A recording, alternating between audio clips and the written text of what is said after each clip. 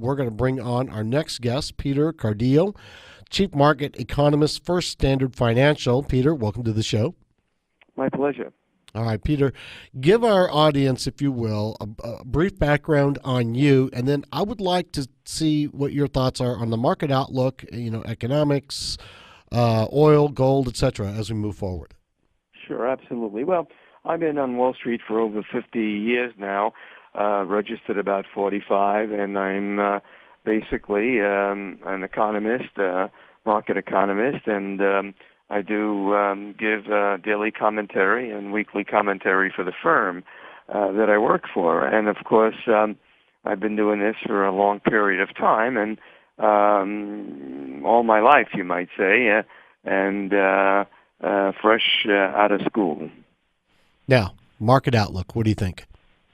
Well, as far as the market is concerned, I think we probably go higher, but I think that somewhere along the line, most likely in the second quarter, we're probably headed for some sort of a correction. And I say that because the economy is really doing well, and we're probably going to see growth in the fourth quarter of last year, slightly above 3%, and most likely in this quarter, 3%. And for the year, I would kind of think we're looking at growth slightly lower than 3%, somewhere between 285 and 290 and 3%. And so that means that we're probably going to get a whiff of inflation. We're already beginning to see salaries go up. In fact, even today's employment report suggested that. We saw an increase in hourly wages of 9%. And that means as the labor market continues to tighten, we're going to see higher salaries. And so we will begin to see inflation. And, of course, we can't forget that, oil prices have come up rather nicely. And if they continue to move on higher, this top-line inflation is certainly about to show up. And so that brings us to the Fed. And I think what we're going to see here is a Fed somewhat more aggressive in 2018 as opposed to the previous years. And that just simply means that instead of maybe 3 rate hikes, we could be looking at 4 and possibly 5. And I think that, that could induce some sort of a correction. What kind of a correction are we looking for? I think a healthy correction. Nothing that would undo the bull market, but certainly somewhere between 8 and 12% would basically clean, let's say, the air for the market to resume an upward climb again. Now, that makes sense to me, and I know Ed's going to jump in on this too, because it seems to me they've kind of finally figured it out. We have inflation, the good kind, and we've got interest moves, the good kind, in a measured fashion, and you also have the administration moving policy to the point where American businesses are actually participating with the policies to be able to help move the economy in the direction everybody wants it to. In other words, they're getting a tax break. They're going to give it to the employees to create stimulus. Is that? Do you see that happening the way I just read it? Because the biggest, one of the missing links of this recovery since the recovery began was capital investments. Remember, the consumer has done its part and it's doing its part. We see that in consumer spending. We see that with the retail sales numbers. So the one part that was missing was capital investment spending. And that should really perk up this year. And that's all due to the tax cuts. Corporations now paying 20% as opposed to 35%. That means that they have options. And I think one of the biggest, and one of the options that they're probably going to look at is increase capital spending. And so that should, that relates to a stronger economic environment ahead. Sounds like a perfect storm. What do you think, Ed? Well, what it does is it anytime you give an incentive to increase capex, two things happen. One, obviously, you create more jobs. Two, you create more innovation. And we're seeing a tremendous amount of money coming out of the private side for that purpose too. You mentioned the Fed and what their role would be here. Do you foresee a Greenspan style hike? Because we talked about those a few weeks ago before we got to this point, thinking that at some point you would have some form of increase in the risk-free rate of investment that would require or basically push the Fed toward potentially taking rates a little bit higher because of wage inflation and things like that. And what are your thoughts on that? Oh, sure. I mean, right now, look, if you look at this market and you say to yourself, well, I just don't get it, it's just unstoppable.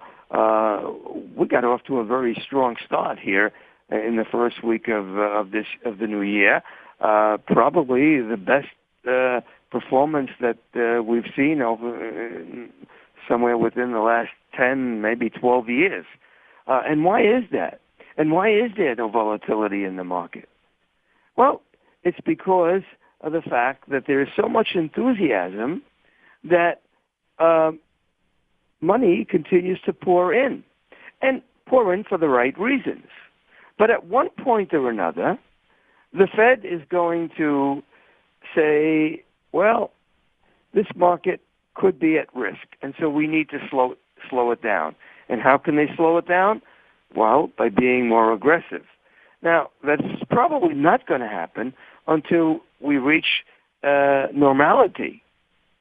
But I think that we're going to reach normality before the Fed is intended to reach normality. By that, I mean, if you're growing at 3%, you can't have the Fed funds rate under 2%, can you? No. Nope. Otherwise, you're going to create a massive lot of inflation. Peter, let me stop you right there because there is so much more that we have to talk about on the other side of the break. You stick around for another segment, right? Okay, sure. Okay, we'll be right back on the other side of the break with Peter Cardillo, Chief Market Economist at First Standard Financial. You've been listening to CEO Money with Michael Yorba, Ed Baxter, segment brought to you by Tycon Partners. We'll be right back after these brief messages from our sponsors.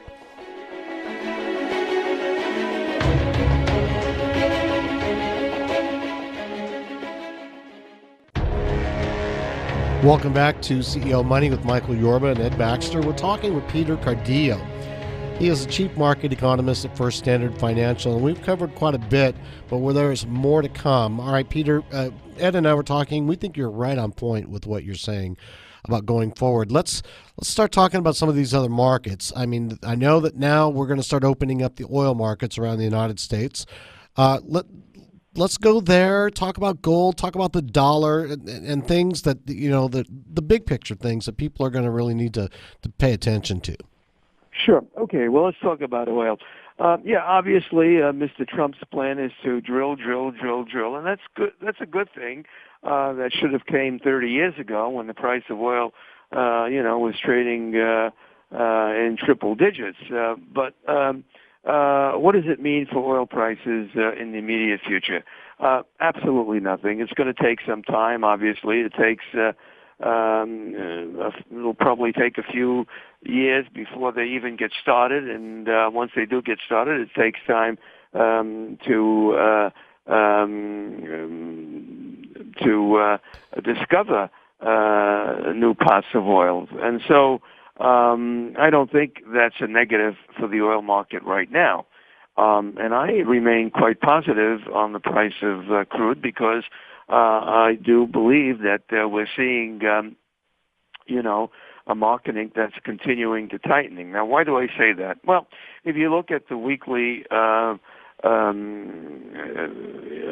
stockpiles inventory reports, you'll notice that we've been dropping rather substantially. True that they have not been even. We see 1 week where crude goes up and the products go down, and vice versa. But if you look at demand remains quite high.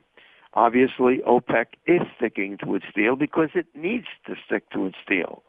And so that just simply means that we're probably going to see the oil market balance in this quarter. Now, there are fears out there, and there's a lot of talk about, shall and et cetera, et cetera, et cetera. But I think those fears are grossly misplaced, and I say that because I truly believe that shale production has reached its peak. That doesn't mean that it can't begin to show greater exploration 6 months or a year from now, but I think right now they're at full capacity, and we're seeing that with the amounts of new wells being opened on a weekly basis. They're basically for the past month or so, the rig count has basically been flat, up a few, down a few. So that's a good indication that they've reached capacity, and so that's not going to be a problem, I don't believe, for in the immediate future. So where do I see oil prices? I think we're looking at, and another important factor is that the global economy is gaining momentum. We're seeing emerging economies really begin to perk up again, and so that in itself is going to just add on to the demand factor. And so where do I see oil prices in the immediate futures?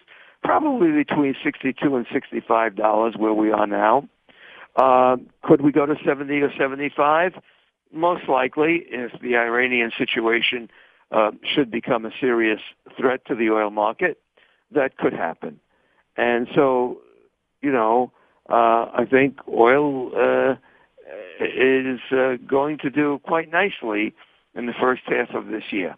Okay. Gold and the dollar. What do you think there? Okay, let's talk about the dollar. This is very interesting because, we have an economy that's doing well. We have inflation that's still pretty much contained. We have interest rates that are still below normality. And yet we've seen a dollar sort of on the weak side. I don't want to say it's falling apart. I don't want to say it's overly weak. No, but it's basically been within a trending range. And if you look at the dollar in terms of the dollar index, you'll see that over the past 5 or 6 months, we've had a trading range of about 4 points, somewhere between 91.5 and 94.5, 95. And so why is that happening? Well, I think the dollar is suffering not because of the economics of the country, but simply because of the political situation of the country, and of course the prospects of geopolitical. And so that I think is what's really contributing here to this so-called weaker dollar that we're having right now. Does the euro belong at 121 based on present economic fundamentals? Probably not. It probably should be closer to 110 or maybe 115, but yet it's at 121. And the reason for that is because of the dollar weakness, and so that's contributing to the euro strength. But again, I don't see the dollar doing much of anything because of the political uncertainties. All right, we got less than a minute to go. Any parting words for the audience to take home with them? Yeah, I just want to briefly touch on gold. I think this year gold is going to surprise everyone. I think that we're going to see some good gains in gold this year. And again, I attribute that to domestic political concerns. All right. How can our audience reach out to you to get more insight on some of the topics you covered today? Well, they can email me at pcardillo@standardfinancial.com, or they can call me at any of my numbers, which is 646-395-0050. Peter, that's so nice of you to put that information out for us. I appreciate it. We'll have you back on the show later. Thank you. All right, you're welcome. That was Peter Cardillo, Chief Market Economist, First Standard Financial.